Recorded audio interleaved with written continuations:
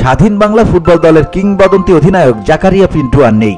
সোমবার রাজধানীর একটি হাসপাতালে চিকিৎসাধীন অবস্থায় সকাল 11:30টায় তিনি শেষ নিঃশ্বাস ত্যাগ করেন।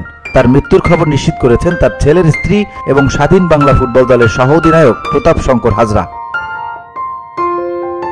81 বছর বয়সী জাকারিয়া পিন্টু বার্ধক্যজনিত অসুস্থতা ও নানা শারীরিক জটিলতায় ভুগছিলেন। রোববার হঠাৎ বাসায় পড়ে যাওয়ার পর তাকে দ্রুত হাসপাতালে ভর্তি করা হয়।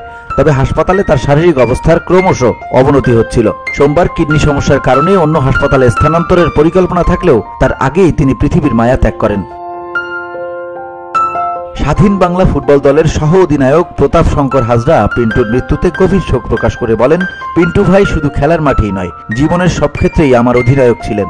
এত দ্রুত তিনি আমাদের ছেড়ে চলে যাবেন ভাবতেই পারিনি। জাকারিয়া পিন্টু স্বাধীন বাংলা ফুটবল দলের নেতৃত্ব দিয়ে মুক্তিযুদ্ধকালীন সময় ফুটবলের মাধ্যমে তহবিল সংগ্রহ করেছিলেন। ভারতে অনুষ্ঠিত সেই প্রদর্শনী ম্যাচগুলো মুক্তিযুদ্ধের অর্থসংস্থানে উল্লেখযোগ্য ভূমিকা রেখেছিল। এটি বিশ্ব ক্রীড়ার ইতিহাসে বিরল এক দৃষ্টান্ত। পিন্টুর নেতৃত্বে বাংলাদেশের জাতীয় ফুটবল দল প্রথম আন্তর্জাতিক মঞ্চে আত্মপ্রকাশ করে 1973 সালে মালয়েশিয়ার মারদেকা কাপে। 60 ও 70-এর দশকে মোহামেডান স্পোর্টিং ক্লাবের হয়ে তিনি মাঠ কাঁপিয়েছেন এবং সেই সময় মোহামেডানের অধিনায়ক হিসেবে ছিলেন অত্যন্ত সফল।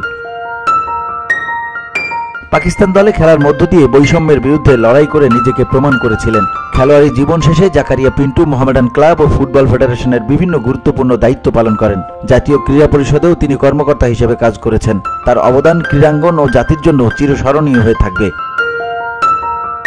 তার চলে যাওয়ার মধ্য দিয়ে ক্রীড়াঙ্গন হারালো এক অনন্য ব্যক্তিত্বকে, যিনি শুধু ফুটবলে নয়, জাতির স্বপ্ন ও সংগ্রামের প্রতীক হয়ে থাকবেন।